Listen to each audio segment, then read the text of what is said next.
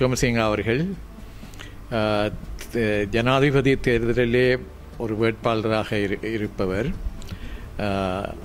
அவர் என்னை சந்திக்க வேண்டும் என்று வீட்டுக்கு வருவதற்கு வந்திருக்கின்றார், சென்று சந்திப்பதற்காக. நாங்கள் அவரை ஒரு ஜனாதிபதியாக இருப்பவர் என்ற முறையிலும் தேர்தலில் வேட்பாளர் என்ற முறையிலும் அவரை சந்திப்பதற்கு நானும் சம்மதம் கொடுத்தேன். அதுபடியால் அவர் இந்த தேர்தல் நேரத்திலே வந்திருப்பதை எல்லோரும் உணர்ந்து கொள்ளலாம். அவர் தனக்கு ஆதரவு என்று சொல்லி அவர் நினைத்தாலும் அதை பற்றி அதிகம் நாங்கள் பேசிக்கொள்ளவில்லை. நான் குறிப்பிட்டது என்னவென்றால், தேர்தல் முடிந்ததும் நீங்கள் வெற்றி பெற வேண்டும், இந்த இனப்பிரச்சனைக்காக ஒரு 3 மாத அவகாசத்துக்குள் ஒரு புதிய அரசியலமைப்பை உருவாக்கி சமஷ்டி இலங்கையின் தலைவராக நீங்கள் வந்து இனப்பிரச்சனையை தீர்ப்பதற்கு நடவடிக்கை எடுப்பீர்கள் என்று நான் நம்புகிறேன், எதிர்பார்க்கிறேன். அது நடைபெற வேண்டும் என்று நம்புகிறோம். அவர் பெரும்பாலும் எங்களுடைய பிரதேசங்களுடைய பொருளாதார அபிவிருத்தி திட்டங்கள் சம்பந்தமாக குறிப்பிட்டு பேசியிருந்தார்.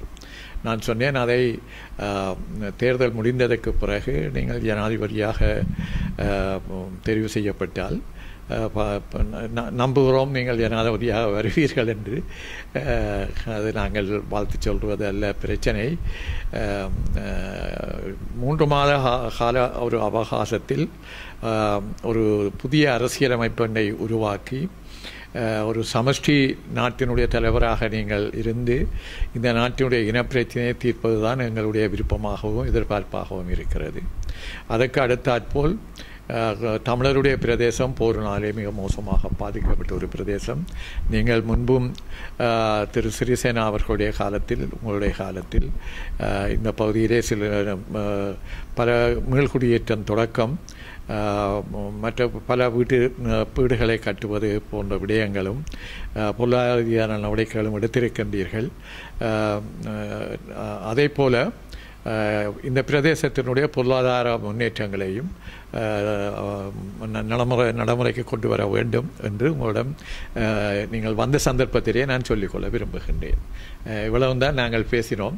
தான் தேர்தல் முடிந்ததும் இந்த விடயங்களில் நான் அக்கறை கொண்டு இந்த விடயங்களில் தான் செய்யக்கூடிய அத்தனையையும் செய்வதற்கு தான் ஆயத்தமாக இருக்கிறேன் என்று சொல்லியிருக்கின்றேன். தமிழரசு கட்சியின் சஜித் பிரேமதாசவுக்கு ஆதரவு வழங்கியது என்ற விடயங்களை அதை பற்றி ஒன்றும் அவரும் பேசவில்லை, நாங்களும் பேசவில்லை.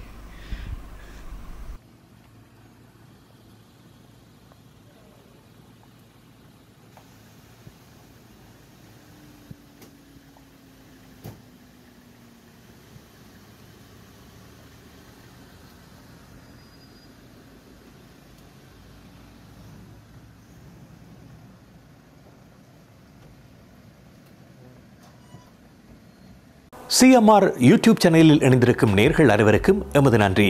காமெண்ட்ஸ் பகுதியில் உங்கள் கருத்துக்களை தெரிவிக்க தவறாதீர்கள்.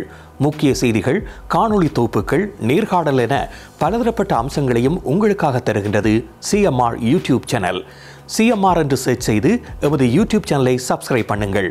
உங்கள் உற்றார் உறவினர் நண்பர்களோடும் இந்த காணொளி தொகுப்புகளை பகிர்ந்து கொள்ளுங்கள். அருகில் இருக்கின்ற முக்கிய காணொளி தொகுப்புகளையும் தவறவிடாமல் பாருங்கள்.